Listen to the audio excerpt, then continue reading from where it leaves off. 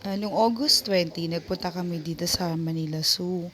Kasi na-curious kami na bago daw. Pero yung mga animals, same pa din. Kagaya ng elephant, matanda na siya. Pero siguro nagpaplano ang Manila na mag-add ng another animals. Malawak naman yung Manila sa ngayon. Kaso mukha konti pa lang yung mga animal attraction.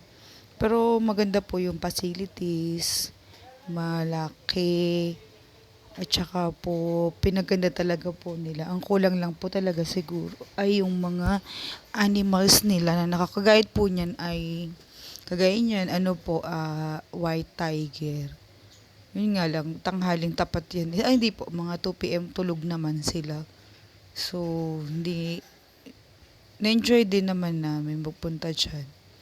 Tapos ito, napaka-cute ng ibon na to. Nakikipag-attraction siya sa mga tao. Ayan, kaya nabibidyohan siya ng maganda. At hindi siya nahihiya. Tapos dito nakakasad lang kasi baby pa yung zebra.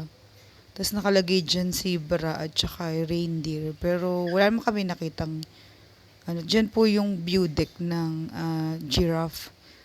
Kaso mo, wala pa po yatang giraffe na nakakulong ngayon dyan. Tapos yung Philippine deer, baby pa din, tapos maliit. Tapos ito po yung tiger na medyo maedad na din.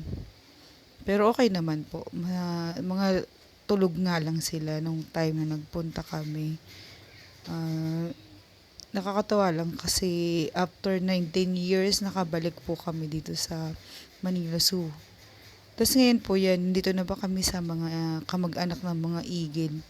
Yun, nakakatawa lang po, ang daming, napadami ng Manila yung mga igil. Tapos isa pa to yung hornbill po yata yung tawag siya. Ay, hindi po, mga klase ng mga kalapate.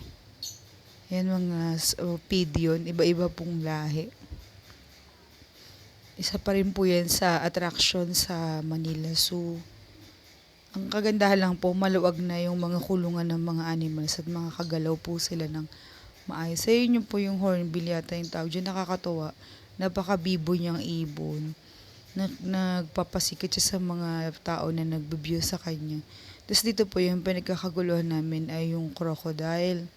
Sobrang laki niya. Hindi mo masyadong kita sa pero pag binyo nyo po, yan, nandyan po siya. Tapos ito yung mga turtle, yung mga isa rin po sa mga attraction diyan sa Manila Zoo. Yan po yung maraming nakita namin dun.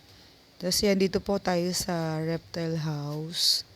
Yan, nandyan po yung mga iguana. Ayun pa yung mga kasama ko, anak ko, tapos si Rika din. Tapos yung pamangkin ko, si Nicole. Yan. Tapos yung nagdala po sa amin dyan, yung sister ko. Siya po yung nanlibre. Tapos siya po, ito yun po yung pink iguana. Tapos siya po yan yung bayawak. Kaso mo, iisa lang siya. Malungkot lang kasi siguro nagpaparamihan pa nila yung mga animals dyan sa Manila Zoo. Maganda naman po talaga kasi pinalaki nila yung maganda po yung facilities, yung CR malinis, tas bawal pong magkalat, marami pong kainan sa loob. Yan po yung mga reticulated python na yellow and white. Nakakatuwa lang kasi yan po yung pinakamaraming attraction sa Manila so ngayon, yung mga ahas. Yan. And tsaka po ito po yung mga anak na po ng mga reticulated python. Ang liliit pa nila, nakakatuwa, ang cute. Pero hindi pa ako mahilig sa ahas. Then yun po yung Philippine Cobra, ay yung Palawan spitting cobra. Yan, iilan na lang din po sila dyan na nakakulong. Hindi po kagaya dati. Na ang laki, tas nakikipag-interact din po siya sa mga tao. Sa mga taong nanonood sa kanya, yung boa po. Ayan yung boa. Mga tulog naman sila. Nakakatawa lang kasi maalwan ng mama siya. Tapos ayan po yung family ko. Yan, lahat po kami nandiyan, namamasyal. At happy. Ayan po si Nicole. Yan, dito naman po kami sa mga monkey. Ang sad lang kasi sobrang laki ng kulungan ng monkey. Ng mga monkey na yan. Tapos iyan, iisa lang naman siya sa loob ng kulungan. Tapos ayan, ano po, sa loob ng isang kulungan, isang monkey lang yung nakakulong. Ganyan. Parang malungkot po tuloy yung monkey. Parang dati po siguro magkakasama sila. Tapos sa nung nirenovate, pinaghiwa-hiwalay na lang sila para mayroon laman yung mga kulungan. Tapos ayun po yung fountain sa loob ng Manila. So after that, nagpunta po kami ng seaside. Doon na po kami inabot ng gabi. Kaya tumambay po kami dyan. Tapos nag-rice, kumain, nag-chill doon sa tabing dagat. Super enjoy po. Kaya salamat sa aking sister na ka-experience po kami ng ganyan. So, yan po yung mother ko. Yan, kakasama po kami. Tapos yung mga pamangkin ko, mga anak ko. Tapos nag-try po silang mag-ring shoot. Bali, isang basket po ay 100. Pero nag-promo si kuya, same pa rin naman. 200, dalawang basket. Sobrang dami pong tao nung gabing yan kasi kinabukasan ay holiday. Yan po yung airplano. Tapos yung nag-try po yung nag-rides yung anak ko dyan sa drop tower. 50 pesos po yung isang sakay dyan, bawat isang ride. Pero pag mga drop tower, yung mga extreme, 100 pesos ang bayad sa mga rides. Maingay po kasi nandito yung mga alaga kong aso. 6 po yung aso ko, 7 yung pang-7 yung nanay. Yes, yung anak ko po yan na nagsumakay sa drop tower.